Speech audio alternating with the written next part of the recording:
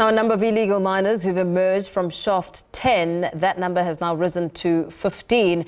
It comes after one illegal miner was reportedly discovered in the bushes near Shaft 10. Thembile Botman, chairman of the Khuma Progressive Committee and Stilfontein community leader, joins us for a discussion. A very good evening to you. Thank you so much for speaking to us this evening.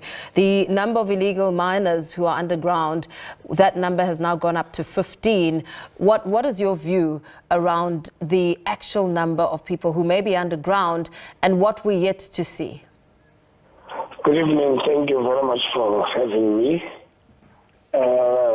Yes, we said that yesterday there was 15 that resurfaced, but let me clear this first. The 15 that resurfaced are not from Shaft 11. We were told that they are from Shaft 10, of which it's totally a different shaft from the shaft that we're trying to assist miners to resurface, because they can't do them resurface on their own. As you asked, the numbers have been said many times. Remember, the first number was 4,500. The second one from a person that comes from underground, he said 450, and the third one said 800. So we are not yet sure how many are underground, but what we know, there are illegal miners underground. You speak about emphasizing the shaft at which the miners came out of, which is one that you were not necessarily monitoring as a community. Where are you prioritizing your focus as you try and assist those underground? Is you not looking at Shaft 10 an indication that perhaps they don't need as much help as the others in the other shaft? No. Don't get me wrong here. There is no shaft that we are focusing on. Remember, when we started this operation on the 21st of October, when we approached the authorities to say there are still people underground. And as a committee that was, formed out of that approach with all the stakeholders, we then agreed we will use the shaft that is at Margaret, because it has still resources that will assist them to resurface easy. They still have a lift that miners will travel from all the shafts there. And at that time, the mine experts or mine managers, they did explain that some of the miners will have to travel a week to reach that Margaret shaft. Now, the reason we had to focus at Shaft 11, it is because we then realized that there is no link to Margaret where those miners will go there. And remember this shaft, there's number 11, there's number 10, there's number 3. I think we have about 12 shafts.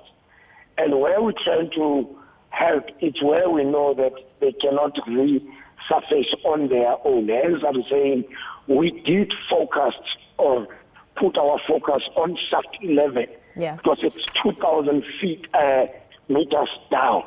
So this one, that's one they resurface themselves. And it's not the first time they've resurfaced there. They've been resurfacing with 2 tools, and we don't know where they're coming from, which shaft that linked to that mine shaft. The reasons that the illegal miners are not resurfacing have varied. I mean, we've heard from Sankon one end saying they believe that the miners are trapped and they've been trying to get out since Tuesday and they do want to come out. Whereas on the other end, police are not of the same view. They think they are refusing to come out. And of course, there's also the concern that these are men who are heavily armed. Yes, let me say this. The issue of men that are heavily armed and the other, miners or people that are underground are there without, their will to be there. This thing, it's not a new thing. It was said during those meetings Hence, I'm saying, the footprint of those meetings are very important, especially in the police, in preparation of rescuing whoever who's willing and the ones that are not willing. We must take responsibility of making sure they resurface the underground before we close. So this was said in the meeting. I remember it was reported that there's 3 groups there. There are people that don't want to resurface, and there are people that want to resurface, and there are other ones that, are sick and weak that cannot do it for themselves. But when we started the operation of helping them to resurface at shaft level, the reports that we got from the people that were assisted was that everyone is now willingly trying to be rescued, and they are agreeing. So everything that comes underground, we are all relying on the people that have been saved. So what is the approach that's been taken now in terms of the intervention?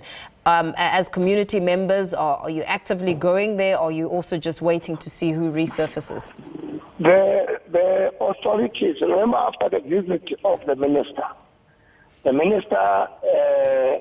he really was progressive into making sure that the communities and the authorities are going to work together, and he formed this working committee to help to work together to make sure that we achieve the same objective of saving lives that are underground. But what we experience as community leaders or community that took interest on this, we are being sidelined, I must say, by the committee leaders that the minister has chosen. We are being not given information, number one.